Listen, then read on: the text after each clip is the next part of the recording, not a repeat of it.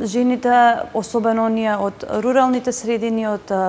ранливите категории на жени, жените жртви на насилство, самохраните мајки, се оние кои што можеби имаат најголема потреба како од финансијно, така и менторска подршка во создавањето на свој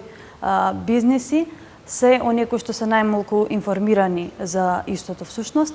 Мораме да внимаваме кога зборуваме како жени, да ја прифатиме нашата привилегија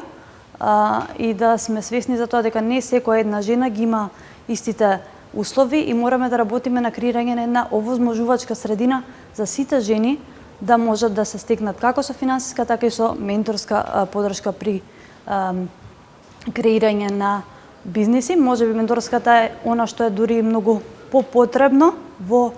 одредени делови од земјата. Мораме да бидеме свесни дека не сите жени имаат исти можности и дека многу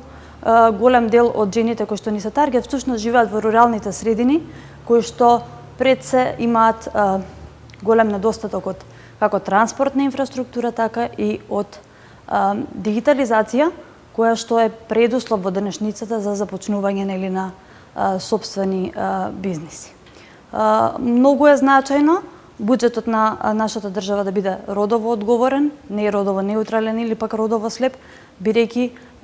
родовите фактори и карактеристики и како се предуслов за успешност во бизнисот на жените.